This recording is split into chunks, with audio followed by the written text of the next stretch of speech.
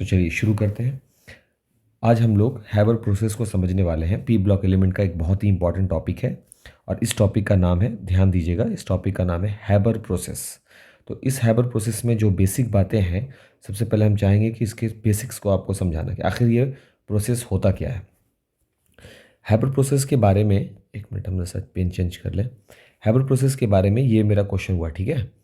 इसके प्रोसेस के बारे में क्या कहा जा रहा है, ये यहाँ से यहाँ तक लाइन में देखिएगा। इस विधि के द्वारा व्यापारिक स्तर पर, यानी व्यापारिक स्तर का जब बात हो तो समझ जाएंगे कि वृहद पैमाने पर बहुत बड़ी मात्रा में अमोनिया यानी NH3 का निर्माण किया जाता है। अमोनिया इसमें इसलिए आया बाबू क्योंकि इसमें नाइट्रोजन है और नाइट्रोजन में हम जानते हैं कि यह पी ब्लॉक एलिमेंट है। और हम लोग अपने सिलेबस के हिसाब से समझें तो ये नाइट्रोजन जो है वो ग्रुप, कौन से ग्रुप में आ रहा है, 15 ग्रुप में आता है। और हम लोगों का भी वही पढ़ाई भी चल रहा है पी ब्लॉक एलिमेंट में, group 15। That is why Haber process एक इंपॉर्टेंट टॉपिक हो जाता है।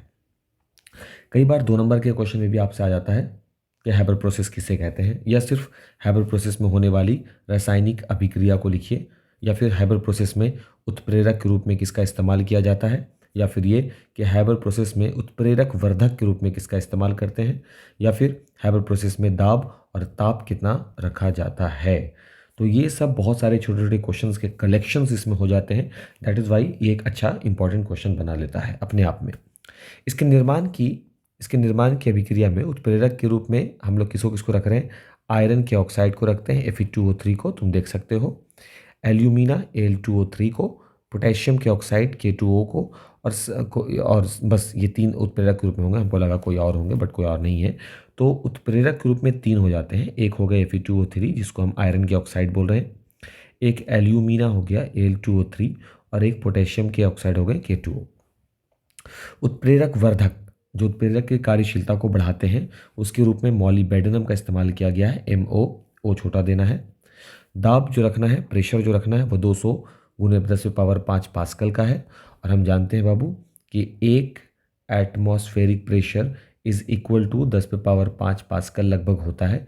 इसलिए 200 को 10⁵ पास्कल जो लिखा गया है, आप यहाँ पे देख सकते हो, उसको 200 एटमॉस्फेरिक प्रेशर के इक्विवेलेंट कर दिया गया है, क्योंकि ये जो एटमॉस्फेरिक प्रेशर है ये और कुछ नहीं, ये 10⁵ पास्कल के बराबर होता है। तो आप इसको रिप्लेस कीजिए और उसके बिहाफ में एटमॉस्फेरिक प्रेशर ATM रख सकते हो। और टेम्परेचर के रूप में 700 केल्विन एग्जैक्ट नहीं है, बट हाँ लगभग है, ठीक है। इक्वेशन भी बड़ा इजी सा है, N2 + 3 और ऊपर में हम लोग उत्प्रेरक और उसके वर्धक को लिख देंगे, नीचे में प्रेशर और टेम्परेचर को लिखेंगे। आई होप कितना सा बात आपको ध्यान रहेगा, ठीक है। तो बेसिक क्या बात हुआ इसमें कि व्यापारिक स्तर पर हम हैबर प्रोसेस के द्वारा अमोनिया का निर्माण करते हैं। इसके निर्माण के लिए उत्प्रेरक के रूप में Fe2O3, Al2O3, K2O रखा जाता है। उत्प्रेरक वर्धक के रूप में हम मॉलिबेडेनम का इस्तेमाल करते हैं। दाब 200 एटमॉस्फेरिक प्रेशर और ताप 700 केल्विन का होता है। अब क्योंकि हम इसका व्यापारिक स्तर पर निर्माण कर रहे हैं, तो अब हम लोग देखने वाले हैं कि इसका पूरा का पूरा जाल, कि उसमें किस प्रकार से एक सिस्टम बनाया गया है ताकि अमोनिया का हम यूटिलाइज ज़्यादा से ज़्यादा कर सकें। चलिए देखते हैं। जैसा कि आप देख सकते हैं कि यहाँ पर बिल्कुल एक सेटअप तैयार किया गया है अमोनिया के निर्माण के लिए। हम एल्यूमिनियम बोल दिए थे अभी थोड़ा देर पहले, अमोनिया के निर्माण के लिए। तो चलो देखते हैं। देखो अब शुरुआत तो हम यहीं से करेंगे, ये आपका स्टार्ट पॉइंट होगा, ठीक है, ध्यान रखना है। नाइट्रोजन और हाइड्रोजन को पाइप की सहायता से इस प्रकार भेजा जाता है, लेकिन भेज कहाँ रहे हैं, ज़रा गौर किया जाए। ये देखिए, सबसे पहले यहाँ भेजा गया, ये जगह देख रहे हो, यहाँ भेजा जा रहा है। इसका नाम है संपीड़क। क्या नाम बता रहे हैं, संपीड़क। यहाँ का दाब कितना होता है, 200 एटमॉस्फेरिक प्रेशर।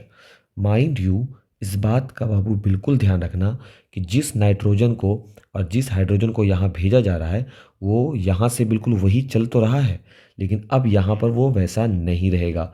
अब वो नाइट्रोजन और हाइड्रोजन जो होगा, वो इस दाब के कारण अपने वास्तविक रूप जो यहाँ था उसको बदल देगा, क्योंकि यहाँ पर उस नाइट्रोजन और हाइड्रोजन को कितना का प्रेशर मिला है, 200 एटमॉस्फेरिक प्रेशर का, या फिर 200 गुने 10⁵ पास्कल का। इतना सा बात याद रहेगा कि एक पाइप की सहायता से 2 अलग अलग रास्तों से नाइट्रोजन और हाइड्रोजन को भेजा जाता है, और वो दोनों नाइट्रोजन और हाइड्रोजन को कहाँ भेजा जाता है? संपीड़क तक भेजा जाता है।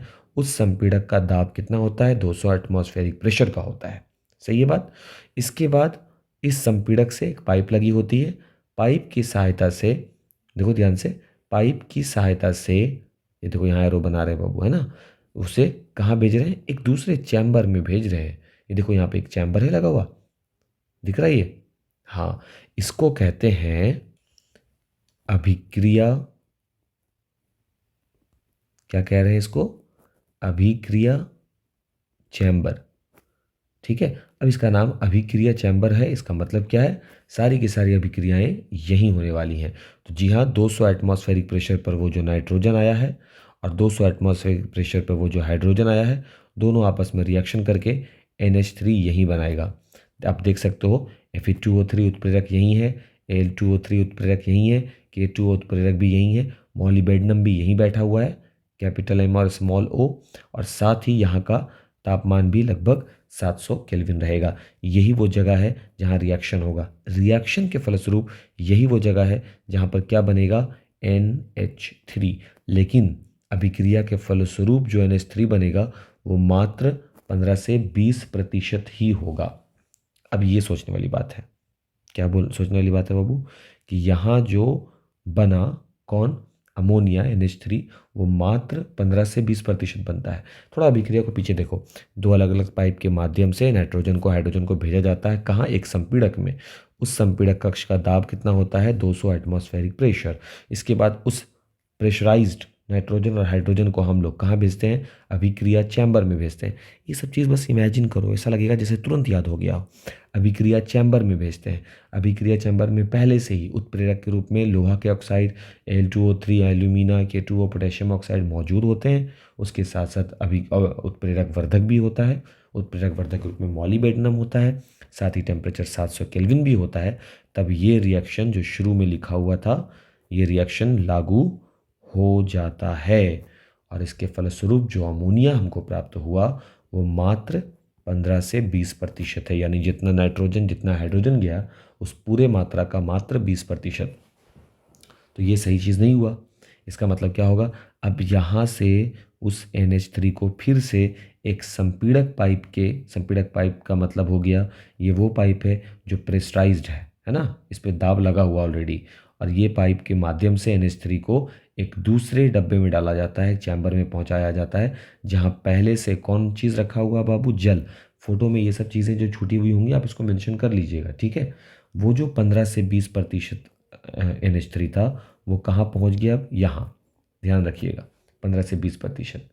ओके, अब देखो, अब क्योंकि आप इस चैम्बर में सर जल रखे हुए थे, क्योंकि यहाँ भी संपीड़क पाइप के माध्यम से हम जब अमोनिया को, और ये कौन अमोनिया है जो मात्र 15 से 20% आपको अभिक्रिया चैम्बर से प्राप्त हुआ था, उस अमोनिया में जो कि अब जल में मिल चुका है तो वो गीला हो गया है। इस गीले हुए अमोनिया के लिए हम लोग कैल्शियम ऑक्साइड का इस्तेमाल करते हैं, क्योंकि यही कैल्शियम ऑक्साइड जब जल से अभिक्रिया करता है तो क्या बना लेता है? CaOH का होल ट्वाइस, है ना। यानी सोखने का ये काम, जो चूना जल, ये क्या होता है? कैल्शियम हाइड्रोक्साइड बुझा हुआ चूना ही होता है ना, तो ये जल का मात्रा को सोख लेता है NH3, यानी कैल्शियम ऑक्साइड। ध्यान से सुनोगे, ये VVI क्वेश्चन बनेगा कि कैल्शियम ऑक्साइड हैबर प्रोसेस में एक अच्छा अवशोषक बनकर उभरा है। अवशोषक का मतलब ये पानी को सूखने का काम कर रहा है, ठीक है।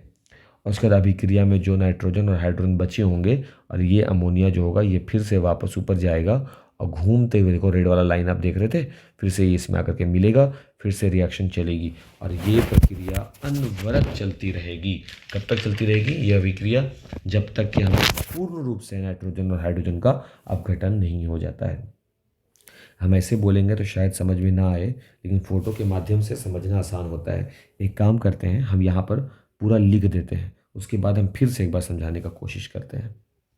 चलिए देखिए क्या लिखा हुआ है। यहाँ लिखा है बाबू, हम क्रियाविधि क्या लिखा है? सबसे पहले पाइप की सहायता से नाइट्रोजन और हाइड्रोजन को संपीड़क तक पहुँचाया जाता है। यहाँ से आप देख सकते हो, सिर्फ हम पढ़ेंगे, आप ऊपर पिक्चर देखिए। तो ऐसा करो, तुम लोग सिर्फ पिक्चर पे ध्यान रखो और हम नरेट कर रहे हैं, ठीक है ना, बिल्कुल नहीं समझाने की कोशिश करेंगे, हम सिर्फ बोलेंगे। तुम फोटो देखो। सबसे पहले पाइप की सहायता से नाइट्रोजन और हाइड्रोजन को संपीड़क तक पहुंचाया जाता है। संपीड़क आप देख रहे हैं अपने स्क्रीन पर, जहां दाब 200 एटमॉस्फेरिक प्रेशर रखा जाता है। संपीड़क से एक पाइप नाइट्रोजन तथा हाइड्रोजन को एक चैम्बर तक ले जाती है, जहां का ताप 700 केल्विन तक रहता है। उस चैम्बर में रासायनिक अभिक्रिया होती है और अभिक्रिया के फलस्वरूप हमें अमोनिया की प्राप्ति होती है। लेकिन इस अभिक्रिया चैम्बर में जो अमोनिया हमें प्राप्त होगा वो मात्र 15 से 20% ही होगा। इस प्रकार प्राप्त अमोनिया और पहले से मौजूद नाइट्रोजन और हाइड्रोजन जो अभिक्रिया नहीं किया है, जिसे हम अनाभिकृत नाइट्रोजन और हाइड्रोजन कहते हैं, उसको एक संपीड़ित पाइप, आपके स्क्रीन पर सबसे नीचे साइड राइट में संपीड़ित पाइप दिखेगा, ब्लू रंग का टेढ़ा मेढ़ा, के माध्यम से द्रव रखे चैम्बर में पहुंचाया जाता है। ठीक है, ये वो है द्रव रखे चैम्बर। इस प्रकार प्राप्त अमोनिया गीला हो जाता है, जिसे कैल्शियम ऑक्साइड मिलाकर शुष्क कर लिया जाता है। अभिक्रिया में बचे नाइट्रोजन और हाइड्रोजन को दोबारा से एक पाइप की सहायता से अभिक्रिया चैम्बर में पहुंचाया जाता है। इस अभिक्रिया को तब तक दोहराते हैं जब तक पूर्ण रूप से नाइट्रोजन और हाइड्रोजन प्राप्त नहीं हो जाए और NH3 पूर्णता प्राप्त ना हो जाए। तब तक इस अभिक्रिया को हम लोग दोहराते रहते हैं। ये पूरा प्रोसेस, ये पूरी प्रक्रियाएं एक खास व्यक्ति के द्वारा दिए गए एक प्रयोग के आधार पर था। उसका नाम था लय शैथिल्य, इसलिए हम एक प्रक्रम लिखे हैं। व्यापक स्तर पर अमोनिया का निर्माण हैबर प्रक्रम द्वारा करते हैं। लय शैथिल्य ये नाम के अनुसार अभिक्रिया की गति तीव्र करने के लिए दाब उच्च तथा निम्न ताप की आवश्यकता होती है। इसलिए ये कई बार प्रश्न भी पूछते हैं कि किसी अभिक्रिया की गति को तेज कब किया जा सकता है। किसी भी अभिक्रिया की गति को तेज तब कर सकते हैं जब उस अभिक्रिया में दाब ज़्यादा कर दो, टेम्परेचर कम कर दो। ऐसा हम हैबर प्रोसेस में देखते हैं, जहां दाब 200 पास्कल का लग रहा होता है, 200 पास्कल नहीं, सॉरी, 200 एटमॉस्फेरिक प्रेशर लग रहा होता है, वहीं ताप मात्र 700 केल्विन का लग रहा होता है। उत्प्रेरक के रूप में आप आयरन के ऑक्साइड, एल्यूमिना और पोटेशियम ऑक्साइड इस्तेमाल करते हो। उत्प्रेरक वर्धक के रूप में मॉलिब्डेनम का व्यवहार करते हो।